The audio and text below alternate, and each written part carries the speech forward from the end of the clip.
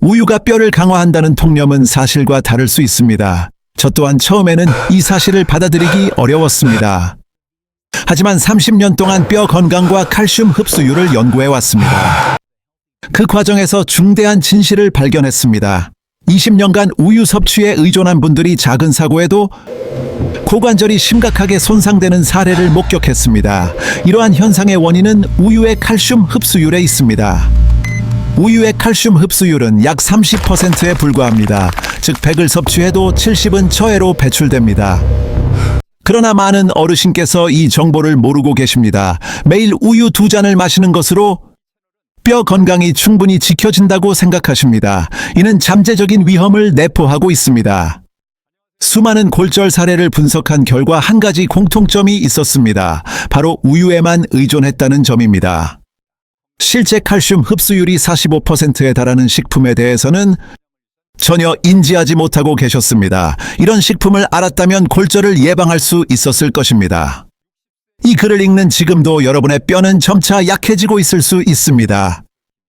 무릎에 힘이 빠지거나 허리 통증이 잦다면 이는 뼈가 보내는 경고 신호일 수 있습니다.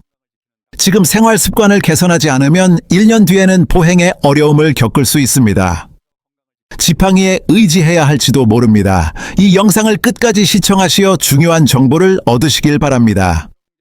약 5분 후에 공개될 3가지 식품 정보는 3개월 안에 골밀도를 향상시킬 수 있습니다. 72세의 골절을 겪은 분도 이 방법으로 1년 만에 건강을 완전히 되찾았습니다. 중간에 시청을 중단하시면 이 핵심 비결을 놓치게 됩니다. 만약 본인의 건강 문제에 관심이 없으시다면 다른 영상을 보셔도 괜찮습니다. 평생 뼈 문제로 고생하시겠습니까? 아니면 바로 오늘 시간을 투자하여 근본적인 해결책을 찾으시겠습니까? 선택은 여러분께 달려 있습니다. 바로 지금 이 순간이 여러분의 뼈 건강을 좌우할 수 있습니다. 우유보다 흡수율이 1.5배 높은 식품 3가지만 기억하시면 됩니다. 병원 진료나 고가의 영양제가 필요하지 않습니다. 가까운 마트에서 쉽게 구할 수 있는 3가지 식품입니다.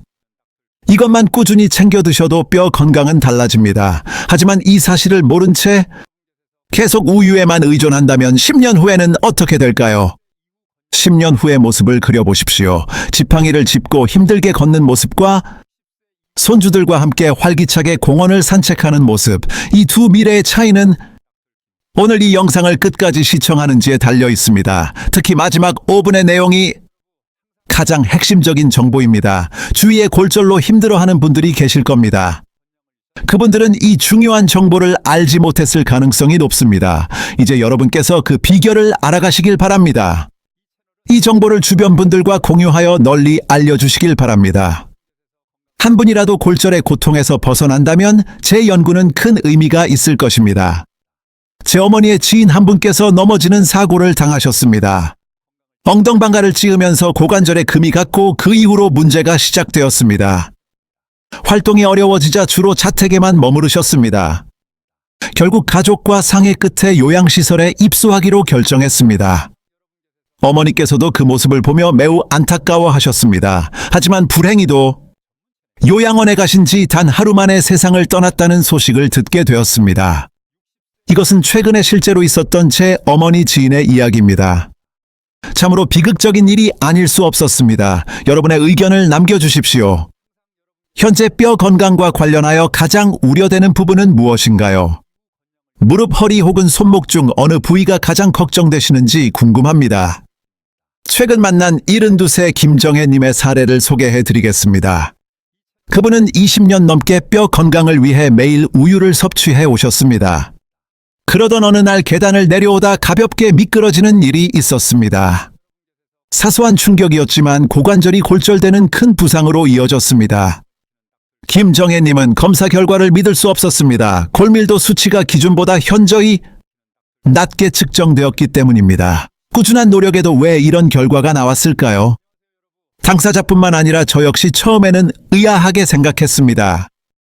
칼슘 섭취는 충분했을 것이라 예상했기 때문입니다. 저 또한 과거에는 칼슘 섭취량만 늘리면 뼈가 튼튼해질 것이라고 생각했습니다. 하지만 데이터를 심층 분석하며 예상치 못한 사실을 발견했습니다. 우유 속 칼슘의 체내 흡수율은 30%에 불과했습니다. 즉 100을 섭취해도 70은 그대로 배출된다는 의미입니다. 이야기의 전체적인 맥락을 파악하시려면 끝까지 시청해 주시기 바랍니다.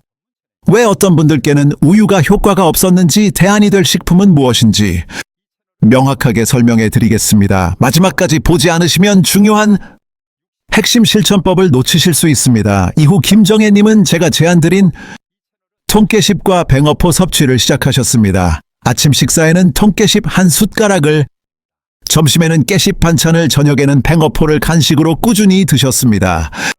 석 달 후 재검사 결과 골밀도 수치가 확인되었습니다. 현저히 개선된 것을 볼 수 있었습니다. 김정혜님은 이토록 쉬운 방법이 있을 줄 몰랐다고 하셨습니다. 미리 알았다면 더 좋았을 것이라며 아쉬워하셨습니다. 이러한 긍정적인 변화는 저에게도 큰 의미가 있었습니다. 올바른 식단이 뼈 건강에 직접적인 영향을 미친다는 사실을 재확인시켜 주었습니다. 많은 분들이 노화로 인한 골밀도 저하를 당연하게 여기십니다. 하지만 이는 사실과 다릅니다. 지금부터라도 관리를 시작하면 됩니다. 식단 개선을 통해 충분히 건강을 되찾을 수 있습니다. 이 유익한 정보가 널리 알려지도록 채널 구독과 영상 좋아요를 눌러주시면 감사하겠습니다. 영상 마지막에 소개될 단 한 가지 습관이 핵심입니다. 이어질 실천 방안을 놓치신다면 그동안의 노력이 허사가 될 수 있으니 끝까지 시청해 주시기 바랍니다. 그럼 뼈에 해로운 생활 습관부터 살펴보도록 하겠습니다. 식단을 바꾸는 작은 노력만으로도 여러분의 몸은 달라질 수 있습니다. 긍정적인 변화를 직접 체험하실 수 있을 것입니다. 지금부터는 일상에서 쉽게 접할 수 있는 뼈 건강 회복에 도움이 되는 식품들을 하나씩 알아보겠습니다. 통깨 한 큰술에는 약 90mg의 칼슘이 함유되어 있습니다. 이는 상당한 양입니다. 매일 통깨 3큰술을 섭취하면 우유 2컵 분량의 칼슘을 얻게 됩니다. 또한 통깨의 칼슘 흡수율은 약 40%에 달합니다. 이는 우유보다 10% 이상 높은 수치입니다. 국립농업과학원 자료 역시 이를 뒷받침합니다. 해당 자료에 이 내용이 명확히 기재되어 있습니다. 통깨는 작지만 매우 뛰어난 효능을 지닌 식품입니다. 껍질째 섭취하여 칼슘 성분을 온전히 흡수할 수 있습니다. 하지만 한 가지 유의할 사항이 있습니다. 껍질을 벗긴 참깨는 피해야 합니다. 껍질이 제거되면 칼슘 함량이 절반 이하로 감소하기 때문입니다. 반드시 껍질이 있는 상태에 통깨를 섭취하셔야 합니다. 72세의 김정혜님은 매일 아침 식사에 통깨 한 큰술을 밥과 함께 드시기 시작했습니다. 초기에는 큰 변화를 체감하지 못하셨다고 합니다. 약 석 달이 지난 후 골밀도 검사에서 수치가 향상된 것이 확인되었습니다. 김정혜님은 이처럼 단순한 방법이 큰 효과를 가져올지 예상하지 못했다고 말씀하셨습니다. 실천 방법은 매우 간단합니다. 밥을 지을 때 통깨 한 큰술을 넣거나 시금치나 콩나물 무침 같은 반찬에 넉넉히 첨가하는 것입니다. 국이나 찌개에 가볍게 뿌려 드시는 것도 좋은 방법입니다. 고소한 풍미를 더하고 칼슘까지 보충할 수 있습니다. 김밥을 만들 때도 활용하면 좋습니다. 매우 유익한 내용입니다. 여러분께서는 평소에 통깨를 얼마나 자주 사용하고 계십니까? 의외로 많은 분들이 통깨 활용을 잘 안 하시는 편입니다. 하지만 이제부터는 꼭 챙겨 드시길 바랍니다. 뼈 건강을 위한 가장 간단하고 효율적인 방법이기 때문입니다. 깨십 10장에는 210mg의 칼슘이 함유되어 있습니다. 통깨보다 월등히 높은 수치입니다. 그러나 깨십의 진정한 가치는 다른 데 있습니다. 칼슘의 체내 흡수율이 45%에 달합니다. 이는 녹색 채소 중에서도 최상위 수준입니다. 또한 비타민 K가 풍부하여 칼슘이 뼈에 잘 결합하도록 돕습니다. 서울식품명량학교의 연구에서도 깨십의 높은 흡수율이 입증된 바 있습니다. 깨십은 한국인이 매우 선호하는 채소입니다. 쌈이나 무침으로 즐겨 먹지만 사실 깨십은 뼈를 위한 최고의 식품이라 할 수 있습니다. 단순히 칼슘 함량만 높은 것이 아닙니다. 칼슘이 체내에 원활히 흡수되도록 지원하는 영양소까지 모두 갖추고 있습니다. 68세 박영수님은 매일 점심 식사 때 깨십 무침을 꾸준히 드셨다고 합니다. 처음에는 식욕이 없어 마지못해 드셨다고 합니다. 그러나 한 달 정도 지나자 허리 통증이 점차 완화되는 것을 느꼈습니다.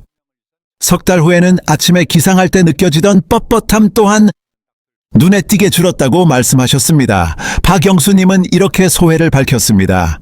깨씹 하나가 이토록 큰 변화를 가져올 줄은 몰랐다고 말입니다. 깨씹 15장을 간장 다진 마늘 통깨 들기름으로 양념해 매일 한 접시씩 섭취해 보십시오. 이것만으로도 하루 칼슘 권장량의 30%를 충족시킬 수 있습니다. 밥 반찬은 물론 국수에 곁들여도 그 맛이 일품입니다. 여기서 유의할 점이 한 가지 있습니다. 깨씹 장아찌를 너무 짜게 만들지 않는 것이 중요합니다. 나트륨을 과다 섭취하면 오히려 칼슘 배출을 촉진합니다. 간단한 양념으로 가볍게 무쳐 드시는 방법이 가장 좋습니다. 깨씹을 냉동 보관하면 1년 내내 섭취 가능하므로 대량 구매 후 얼려두는 것도 좋은 대안이 될 수 있습니다. 여러분은 깨씹을 반찬으로 자주 드시는 편인가요? 예상외로 많은 분들이 깨씹을 쌈 채소로만 드시고 반찬으로는 잘 활용하지 않으셨습니다. 오늘부터 깨씹 무침을 식단에 포함해 보십시오. 뼈가 튼튼해지는 것을 직접 느끼실 수 있을 겁니다. 뱅어포 20g, 즉 한 줌 정도에는 400mg의 칼슘이 포함되어 있습니다. 이는 실로 엄청난 양입니다. 1일 칼슘. 권장량의 절반을 한 번에 보충할 수 있습니다. 뱅어포의 가장 큰 특징은 뼈째로 섭취한다는 점입니다. 생선뼈에는 칼슘이 가장 풍부하게 들어있기 때문입니다. 뱅어포는 뼈째 먹는 식품이므로 칼슘 성분을 온전히 흡수할 수 있습니다. 한국영양정보원의 보고서에 의하면 뱅어류의 체내 칼슘 흡수율은 약 35%로 우유보다 다소 높은 수치를 보입니다. 더불어 뱅어포에는 비타민 D가 풍부하게 함유되어 체내 칼슘이 더욱 효과적으로 사용되도록 돕습니다. 따라서 실제 이용률은 40%에 육박한다고 볼 수 있습니다. 70살의 이선희님은 매일 반 줌의 뱅어포를 구워 드셨습니다. 처음에는 특유의 향 때문에 섭취가 쉽지 않았다고 합니다. 하지만 에어프라이어로 조리하자 과자처럼 고소한 맛으로 즐길 수 있었다고 전했습니다. 1년 뒤 골밀도 검사에서 수치가 10%나 상승하는 결과를 얻었습니다. 이선희님은 이처럼 간단한 식품으로 놀라운 변화를 얻을 줄은 예상하지 못했다고 말씀하셨습니다. 조리법은 매우 간단합니다. 에어프라이어를 섭씨 180도로 예열한 뒤 뱅어포를 넣고 5분간 구워주면 바삭한 간식이 완성됩니다. 간식이 아닌 반찬으로 드시고 싶다면 마늘, 간장, 통깨를 넣고 볶아도 좋습니다. 김밥의 속 재료로 활용하는 것도 훌륭한 방법입니다. 다만 한 가지 유의할 점이 있습니다. 뱅어포는 나트륨 함량이 다소 높은 편에 속합니다. 따라서 하루 섭취량을 한 줌 이내로 제한하는 것이 좋습니다. 특히 혈압 관리가 필요한 분들은 섭취량 조절에 더욱 신경 써야 합니다. 저염으로 조리하거나 그대로 구워 드시는 것이 가장 안전한 섭취 방법입니다. 여러분은 어떤 생선 반찬을 가장 선호하십니까? 멸치나 뱅어포처럼 작은 생선은 뼈째로 먹을 수 있어 칼슘을 보충하는 데 매우 효과적입니다. 바로 오늘부터 뱅어포를 식단에 포함해 보시길 권합니다. 간식과 반찬으로 모두 활용 가능합니다. 이렇게 통깨, 깨씹, 뱅어포 3가지 식품을 꾸준히 섭취하는 것만으로도 뼈 건강에 긍정적인 영향을 줄 수 있습니다. 이들은 우유보다 흡수율이 높고 주변에서 쉽게 구할 수 있는 식재료입니다. 3개월만 꾸준히 드셔도 분명한 차이를 느끼실 수 있습니다. 다음으로 칼슘. 흡수율을 높이는 생활 습관을 살펴보겠습니다. 좋은 음식을 먹는 것만으로는 부족합니다. 일상에서 조금만 주의를 기울이면 칼슘 흡수율을 2배까지 높일 수 있습니다. 비타민 D는 장에서 칼슘이 흡수될 때 반드시 필요한 영양소입니다. 비타민 D가 결핍되면 아무리 칼슘을 많이 섭취해도 소용이 없습니다. 대부분이 흡수되지 못하고 몸 밖으로 배출되기 때문입니다. 비타민 D를 얻는 가장 간편한 방법은 햇볕을 쬐는 것입니다. 피부가 자외선에 노출되면 체내에서 비타민 D가 자연스럽게 합성됩니다. 하루 약 15분에서 20분간 팔과 다리를 햇볕에 노출하는 것으로 충분합니다. 얼굴에는 자외선 차단제를 사용하셔도 괜찮습니다. 오전 10시부터 오후 3시 사이가 가장 효과적인 시간대입니다. 이 시간대에 자외선이 강해 비타민 D 합성이 가장 활발하기 때문입니다. 다만 한 가지 유의할 점이 있습니다. 창문을 통과한 햇빛은 효과가 떨어집니다. 유리가 자외선을 상당 부분 차단하기 때문입니다. 따라서 실내에서 창을 통해 햇볕을 쬐는 것은 큰 의미가 없습니다. 반드시 야외에서 직접 햇빛을 받으셔야 효과를 볼 수 있습니다. 베란다에 나가 15분 정도 서 있는 것만으로도 충분합니다. 마지막으로 햇볕을 쬐신 것이 언제인지 생각해 보십시오. 의외로 많은 분들이 대부분의 시간을 실내에서만 보내고 있습니다. 하루 15분의 야외 활동 습관이 뼈 건강을 크게 개선할 수 있습니다. 달걀 노른자나 고등어, 꽁치 같은 식품에도 비타민 D가 풍부합니다. 야외 활동이 부족하다면 음식을 통해 보충하는 것이 좋습니다. 특히 등푸른 생선은 비타민 D의 훌륭한 공급원으로 알려져 있습니다. 고등어 한 토막에는 일일 권장량의 약 80%가 포함되어 있습니다. 달걀은 매일 한 알씩 꾸준히 섭취하는 것을 권장합니다. 이때 비타민 D는 노른자만 있으므로 반드시 함께 드셔야 합니다. 고등어나 꽁치는 일주일에 2-3번 정도 섭취하면 적당합니다. 생선 섭취가 어렵다면 매일 달걀이라도 챙겨 드시는 것이 좋습니다.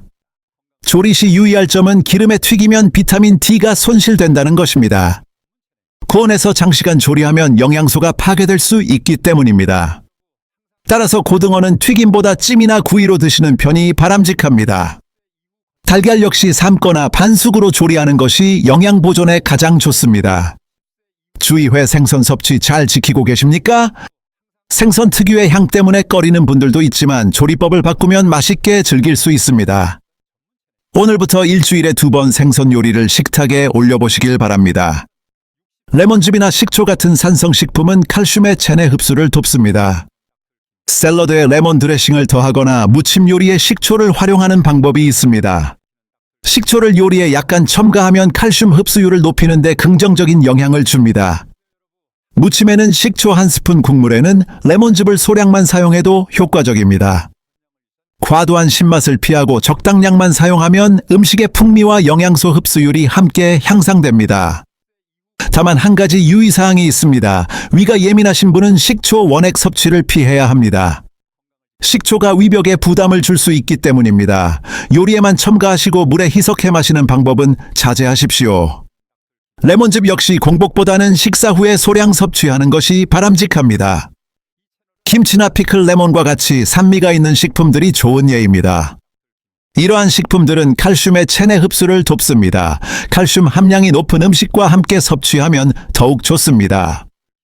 비타민C는 칼슘이 체내에서 효율적으로 사용되도록 촉진하는 역할을 합니다. 이 영양소는 칼슘이 뼈로 원활히 전달되어 축적되도록 지원합니다. 귤, 키위, 딸기, 파프리카 등의 비타민C가 다량 함유되어 있습니다. 식사 후에 이러한 과일과 채소를 섭취하면 해당 식사를 통해 얻은 칼슘의 흡수율이 높아집니다. 비타민C는 열에 취약한 성질이 있어 조리 시 쉽게 손실될 수 있습니다. 따라서 가급적 조리하지 않고 그대로 섭취하는 것이 가장 효과적입니다. 과일은 껍질을 벗긴 후 바로 드시고 파프리카와 양배추 등은 샐러드 형태로 섭취하십시오. 열을 가하지 않는 방식으로 드셔야 비타민C를 온전히 보존할 수 있습니다. 식사 후 귤 1개나 키위 1개 정도면 충분하며 간식으로 과일을 드시는 것도 좋은 방법입니다.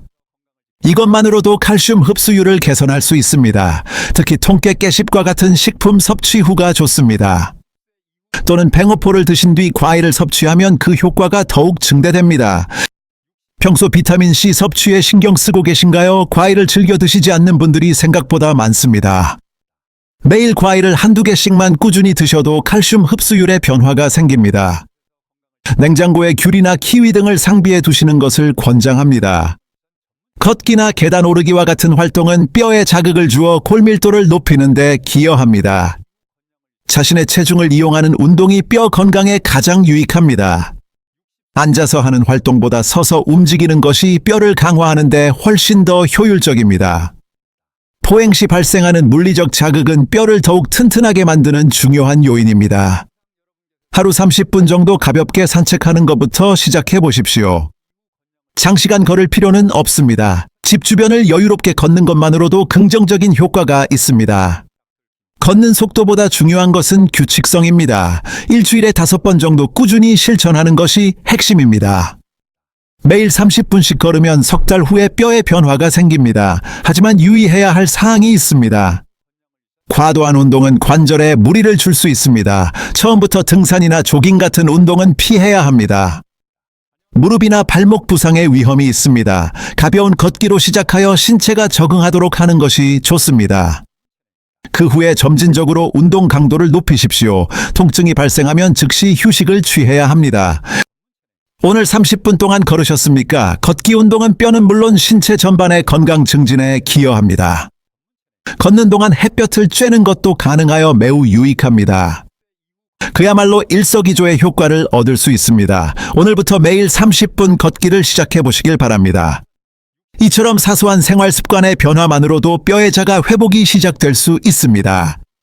식단 관리만큼이나 생활 습관의 개선 또한 중요합니다. 햇볕을 충분히 쬐고 비타민 D가 풍부한 음식을 섭취해야 합니다. 산성식품과 비타민 C가 함유된 과일을 챙겨 드시고 매일 걷는 습관을 들이는 것이 좋습니다. 그리 어려운 일은 아닐 것입니다. 오늘부터 하나씩 실천해 보십시오. 이제 오늘 다룬 내용을 요약해 보겠습니다. 지금까지 설명해 드린 정보를 다시 한번 강조하고 즉시 실천 가능한 방법을 안내해 드리겠습니다. 오늘은 우유보다 흡수율이 뛰어난 식품에 대해 알아보았습니다. 뼈 회복에 도움이 되는 3가지 음식, 즉 통깨, 깨씹, 뱅어포를 소개해 드렸습니다. 많은 분들이 우유에만 의존하는 경향이 있지만 이 세 식품은 칼슘 흡수율이 한 점 5배 이상 높습니다. 이는 동일한 양을 섭취하더라도 신체가 실제로 활용할 수 있는 칼슘의 양이 더 많다는 것을 의미합니다. 우유의 칼슘 흡수율이 약 30%인 반면 통깨는 40%에 달합니다. 깨씹은 45%이며 뱅어포는 비타민 D가 더해져 35%의 흡수율을 보입니다. 따라서 실제 이용률은 거의 40%에 육박합니다. 이러한 차이가 수개월간 지속되면 수년이 누적될 경우 상당한 격차를 만들어냅니다. 그렇기 때문에 우유 섭취에만 안주해서는 안 됩니다. 관리가 소홀해지면 골밀도가 감소하게 됩니다. 그 결과 가벼운 충격에도 쉽게 골절이 발생할 수 있습니다. 계단에서 발을 헛디디는 것만으로도 뼈가 부러지는 상황으로 이어질 수 있습니다. 특히 고관절 골절은 거동을 매우 불편하게 만듭니다. 또한 회복 과정에 장시간이 소요됩니다. 연세가 있는 분들의 경우 한 번의 큰 부상이 회복 불가능한 상태로 이어질 수 있습니다. 반대로 체계적인 관리를 한다면 어떨까요? 단 석 달 만에 골밀도가 향상되는 것을 체감할 수 있습니다. 허리 통증이 완화되고 무릎에 힘이 붙으며 아침 기상 시에 불편함이 줄어들 것입니다. 1년간 꾸준히 노력한다면 골밀도는 더욱 향상될 수 있습니다. 10% 이상 증가하는 것도 가능합니다. 이는 제가 직접 확인한 사례들로 효과는 분명합니다. 사소한 습관 하나가 당신의 평생 뼈 건강을 좌우할 수 있습니다. 내일 아침부터 시작해 보십시오. 깨씹으로 반찬을 만들어 보시는 건 어떨까요? 다음 날에는 뱅어포를 구워 간식으로 활용해 보세요.